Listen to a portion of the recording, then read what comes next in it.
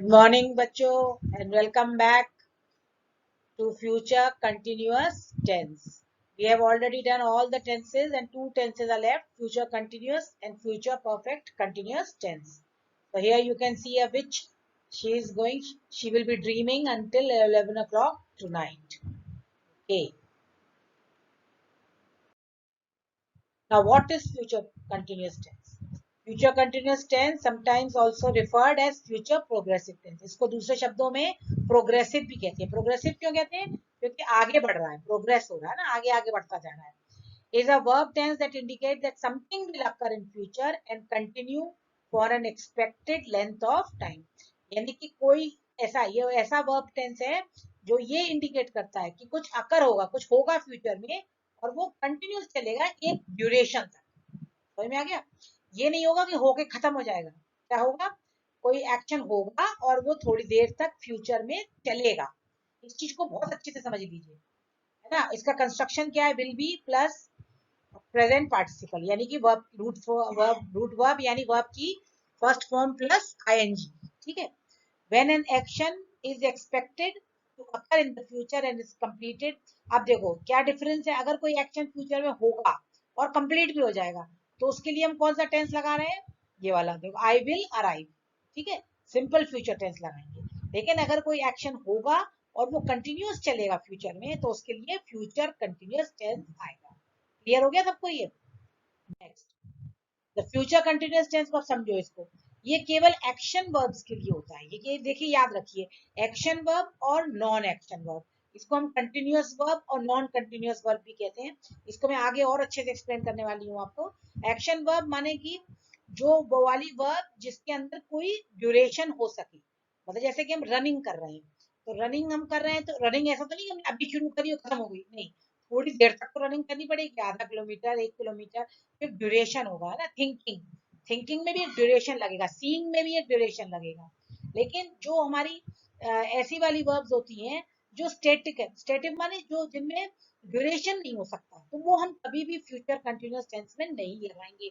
ये आपको वर्ब्स को पहचानना बहुत जरूरी है. जो मेरा वीडियो वर्ब्स के ऊपर है उसको दोबारा देखिए और उसमें उन सारी वर्ब्स को देखिए कि कैसे हमने बताया है कि जो वर्ब्स एक्शन वर्ब्स हैं और नॉन एक्शन वर्ब्स हैं. जैसे बीइंग है ना, सीमिंग, नोइंग.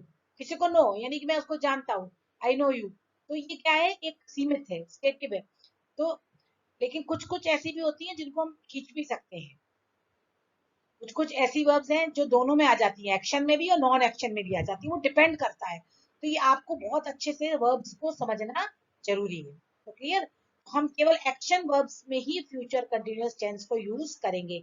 तो कभी भी एडिटिंग में अगर आ जाता है, कभी भी करेक्शन में आ जाता है, तो ये जरूर चेक करिए कि यहाँ फ्यूचर कंटिन्यूअस टेंस लगा है तो वर्ब एक्शन वाली है कि नहीं है. ठीक है, उसको भी हम आगे प्रैक्टिस करेंगे तो आपको और क्लियर हो जाएगा. जैसे एक एग्जाम्पल दिया हुआ है, आई will B I will be being stressed tomorrow during my science test.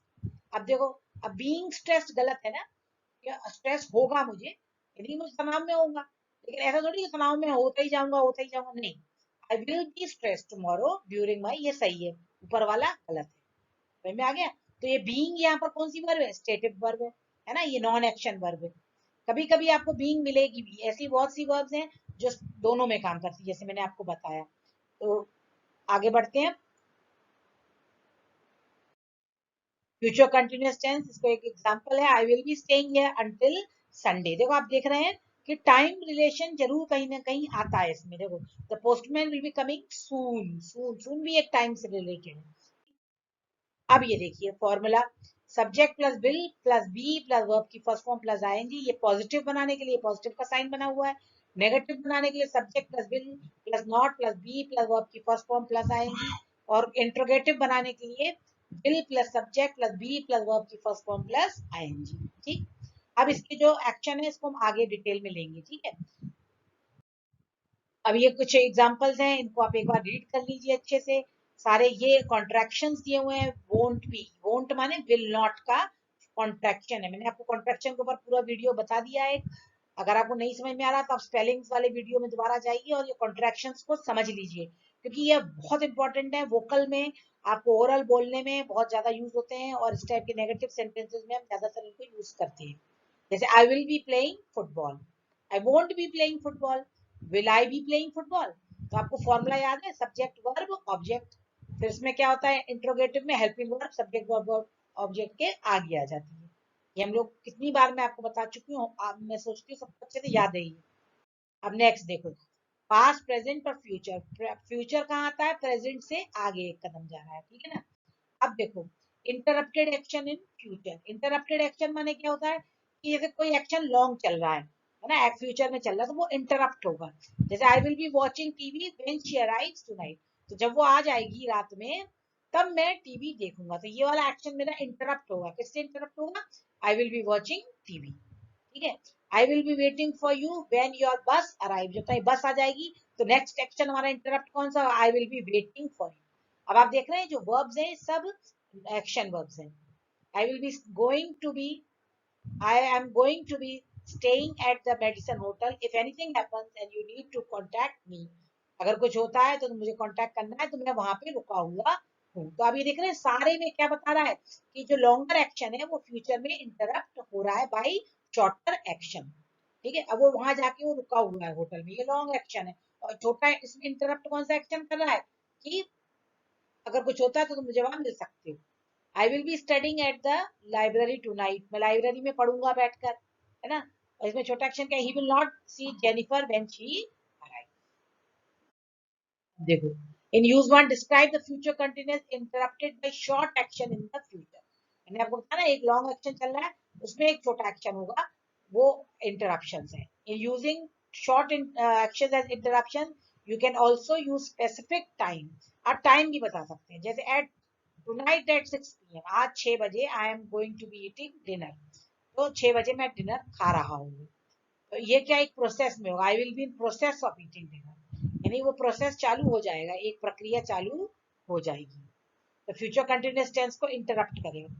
Eight midnight tonight we will be still be driving through the desert, यानी कि मिडनाइट में वो पूरी रात रात भर वो आज गाड़ी चलाने वाला है, ड्राइविंग डेजर्ट से ड्राइव करके निकलेंगे, यानी कि we will be in process of driving through the desert. ये समझ में आ गया सबको, इंटरप्शन समझ में आ गए। अगर आपको इंटरप्शन क्लियर हो गया तो आगे बढ़ते हैं। In the simple future tense the specific time, एक स्पेसिफिक टाइम भी होता है बिगिन और एंड करने के लिए सिंपल फ्यूचर में, ठीक है। सिंपल फ्यूचर में, फ्यूचर कंटिन्यूअस की बात नहीं कर रहे हैं, लेकिन फ्यूचर कंटिन्यूअस में क्या होता है, specific time interrupts the action. Simple future में एक स्टार्ट करने का टाइम होगा और एंड करने का टाइम होगा, ठीक। लेकिन फ्यूचर कंटिन्यूअस में क्या है, एक स्पेसिफिक टाइम होगा जहां पे वो एक्शन को डिस्टर्ब करेगा, इंटरप्ट करेगा। जैसे tonight at 6 PM I am going to dinner, तो अब ये क्या है, ये कंटिन्यूअस एक्शन के लिए स्टार्टिंग पॉइंट दिया उसने, है ना, 6 बजे वो खाना शुरू करेगा, तो यहाँ पे कंटिन्यूअस ही आएगा क्योंकि इसमें एंड पॉइंट नहीं दिया है। अगर वो बोलता कि 6 से 7 के बीच में, है ना, तो वो उसमें फ्यूचर सिंपल फ्यूचर आ जाता है। I am going to start dinner at eating 6 PM, tonight at 6 PM I'm going to be eating dinner, I'm going to start earlier, I will be in इस वाले सेंटेंस में क्या कह रहा है वो कि I am going to be eating dinner, यानी कि मैं वो प्रोसेस चालू 6 बजे पहले कर चुका हूँ और 6 बजे भी ये प्रोसेस चल रहा होगा। तो समझ में आ गया, सिंपल फ्यूचर में बिगिन और एंड दोनों पॉइंट होते हैं टाइम के, और इफ यू फ्यूचर कंटिन्यूअस में एक स्पेसिफिक टाइम बिगिन करने के लिए इंटरप्ट करने के लिए होता है, इसका एंड टाइम नहीं होता क्योंकि वो ड्यूरेशन कंटिन्यूअस चल रहा है। क्लियर। नेक्स्ट देखो, पैरेलल एक्शन। पैरेलल माने जैसे रेल की पटरी होती है ना, पैरेलल दोनों साथ साथ चलते हैं। When you use future continuous with two action in the same time, जब दो एक्शन होते हैं बिल्कुल एक ही सेंटेंस में, it expresses the idea that both action will be happening at the same time, यानी वो ऐसा कि दोनों एक्शन एक ही समय में हो रहे हैं। जैसे I am going to be studying and he is going to be making dinner, मैं बैठ के उस समय पढ़ रहा हूँ और वो खाना बना रहा होगा। अब इसमें एक बहुत इंपॉर्टेंट चीज आगे आएगी, tonight they will be eating dinner, discussing the plan and having a good time, आज वो लोग सब एक साथ खाना खाएंगे, खाना खाते खाते प्लान डिस्कस होगा और एक अच्छा टाइम भी बीतेगा। तो ये सारे एक्शन टुगेदर होंगे, पैरेलल चलेंगे। when Ellen is reading Tim will be watching television, ठीक। अब देखो, अब while, अब इसमें while के संग कौन सा टेंस लगा है, while Ellen is reading, ये कौन सा टेंस है, प्रेजेंट कंटिन्यूअस। जब ये क्यों लगा है प्रेजेंट कंटिन्यूअस, यहाँ क्यों नहीं लगा है, यहाँ पर यहाँ फ्यूचर कंटिन्यूअस क्यों नहीं लग रहा है, इसका कारण है इसको मैं आगे एक्सप्लेनेशन दूंगी कि ये जो वर्ब्स होते हैं, ये जो टाइम क्लॉजेस वाले होते हैं, व्हाइल, आफ्टर, सून, ये सब जो वर्ब्स होती हैं, जो जितने भी टाइम क्लॉज से रिलेटेड एडवर्ब्स हैं, वो एडवर्ब्स हैं, वो सारे कभी भी फ्यूचर कंटिन्यूअस टेंस में यूज नहीं होते। वो आगे मैं आपको बताऊंगी, ठीक है। इसलिए यहाँ पर प्रेजेंट कंटिन्यूअस टेंस आया है। एटमॉस्फेयर इन द फ्यूचर, भविष्य, फ्यूचर के एटमॉस्फेयर को बताने के लिए we often use a series of parallel action to describe atmosphere at specific time in the future। जैसे आपको एक ऐसे दिया मैंने लिखने के लिए, पैराग्राफ दिया कि इंडिया इन 2040, तो ये क्या होगा कि आपको पूरा एटमॉस्फेयर डिस्क्राइब करना है, किसमें, फ्यूचर में। तो उस समय आप इसको, इस टेंस को यूज करेंगे कि when I arrive at the party everybody is going to be celebrating. जब मैं पार्टी में जाऊंगा तो सब लोग सेलिब्रेटिंग कर रहे होंगे ना। Some will be dancing, other going to be talking, a few will be eating pizza, and several people are going to drinking beer। They always do the same। समझ में आ गया? तो कितने सारे एक्शंस पैरेलल में आप एटमॉस्फेयर बना सकते हैं फ्यूचर का। तो आप बोल सकते हैं कि 2040 people will be doing this, some people will be doing this, father will be like this, mother will, तो आप अगर दुनिया भर की चीजें पैरेलल चला सकते हैं। तो ये सिंपल फ्यूचर कंटिन्यूअस टेंस में पॉसिबल है। अब रिमेंबर, ये जो मैं आपको बता रही थी कि no future in time clause, time clause ये जो वर्ड होते हैं when, while, before, after, by the time, as soon as, if, unless, इन सब के संग कभी भी हमको फ्यूचर कंटिन्यूअस टेंस नहीं यूज करना है। इसमें कौन सा टेंस आएगा? Present continuous. क्योंकि ये क्या बता रहे हैं, व्हेन माने अब जब, है ना, व्हाइल माने संग संग कोई चीज, बिफोर माने पहले, आफ्टर माने उसके जस्ट बाद, by the time, as soon, ये सब क्या है? ये वो बता रहे हैं कि अभी अभी अभी प्रेजेंट की बात कर रहे हैं ये सारे टाइम क्लॉज। तो इसमें कभी भी फ्यूचर को यूज करेंगे तो वो इनकरेक्ट हो जाएगा। while I am going to be finishing my homework she is going to make dinner, ये गलत है। while I am finishing my homework she is going to make। अब ये नॉन कंटिन्यूअस और मिक्स्ड वर्ब, ये भी आपको याद करना पड़ेगा, जैसे मैंने शुरू में बताया था एक्शन वर्ब्स का। इसी तरह ये नॉन कंटिन्यूअस वर्ब्स जो होती हैं वो कभी भी सिंपल फ्यूचर कंटिन्यूअस टेंस में नहीं आती, ठीक है। हाँ, कुछ मिक्स वर्ब होती है, मिक्स माने जिसमें कंटिन्यूअस नॉन कंटिन्यूअस दोनों काम करते हैं। जैसे जैन विल बी, देखो जैन विल बी बीइंग, ये गलत है। क्यों? क्योंकि बीइंग क्या है? एक नॉन कंटिन्यूअस वर्ब है, और हमको क्या करना है कि कंटिन्यूअस वर्ब लेना है जिसमें एक्शन हो सके। इसमें ये क्या होगा correct? Jain will be at home. Okay, देखिए अब मैं आपको यहाँ पे बता रही हूँ continuous verb, non continuous verb, mix verb, क्योंकि आपको लग रहा होगा ये कंटिन्यूअस वर्ब क्या होती है। एक बार इसको समझ लेना बहुत जरूरी है, क्योंकि ये जब भी फ्यूचर कंटिन्यूअस टेंस आप लगाएंगे कहीं पे तो आपको ये वर्ब्स का ध्यान रखना पड़ेगा। Physical action, you can see something doing, जिसमें कुछ हो रहा है ना, जैसे टू रन, रन करना, दौड़, वॉकिंग, ईटिंग, फ्लाई, गो, से, टच, ये सब क्या कंटिन्यूअस। नॉन कंटिन्यूअस जिनमें नहीं हो रहा, टू बी, जैसे ये नॉन कंटिन्यूअस में, टू वांट, कोई चीज चाहना, to need, care, owe, exist, own, belong, possess, hate, fear. तो जो हमारी मेन सेंसेस है वो सारी नॉन कंटिन्यूअस वर्ब्स हैं, ठीक है ना। अब आती है मिक्स वर्ब। मिक्स क्या होती है? जिसमें थोड़ा सा कंटिन्यूअस थोड़ा सा नॉन कंटिन्यूअस होता है, दोनों में यूज हो जाती है। जैसे हैव को हम ले लेते हैं, इसमें बहुत सारी है, to have, to appear, to see, to hear, to feel, to wait, है ना। अब हम लोग लोग कहिए हैव, हैव को अगर हम ले लें तो हम क्या बोलेंगे? I am having a pain, है ना, I am having a pain, तो सही है। लेकिन हम कभी ये नहीं बोल सकते, sorry, I am having a headache, तो सही है, लेकिन हम ये नहीं बोलेंगे I am having a pain, ये गलत है। क्यों? क्योंकि हैव के आगे कभी भी चीजें नहीं आती हैं उसमें। आप वो लिख सकते हैं, एक एक्सप्रेशन आ सकते हैं, आई am having headache, I am having stomach की, है ना, ये होता है। और दूसरा क्या, जैसे हमने कहा हैविंग के और भी एग्जांपल्स आप देखेंगे तो कई कई जगह पे आपको हैविंग कंटिन्यूअस में मिलेगा, कई जगहों पे नॉन कंटिन्यूअस में मिलेगा। तो ये आपको समझना पड़ेगा, ये चीजें ऐसी हैं जो पढ़ के आप मीनिंग लगा सकते हैं। अब देखो लास्ट है एडवर्ब प्लेसमेंट। एडवर्ब प्लेसमेंट क्या होता है कि ये एडवर्ब्स होते हैं जैसे always, only, never, ever, still, just, इनको हम कहाँ लगाएंगे? You will still be waiting for her, ठीक है। Will you still be waiting for her, इनको देखो कहाँ लगा रहे हैं हम? विल और बी के बीच में लगा रहे हैं, ठीक है ना। इसको ध्यान रखना है कि ये सब एडवर्ब प्लेस कहाँ होते हैं। अगर ये आप एडवर्ब यूज कर रहे हैं तो इनका, जब आपको रीऑर्डरिंग ऑफ सेंटेंस आता है तो you will still be waiting for her, ठीक है ना, तो ये कहाँ पे इसको प्लेस करना है, तो ये आपको पता होना चाहिए कि ये रीऑर्डरिंग के लिए आपको हेल्प करेगा, ठीक है। अब हम लास्ट में एक एक्सरसाइज कर लेते हैं। फ्यूचर कंटिन्यूअस की फॉर्मूला आपको पता ही है। This time next year I will be living in Srinagar, I will be living.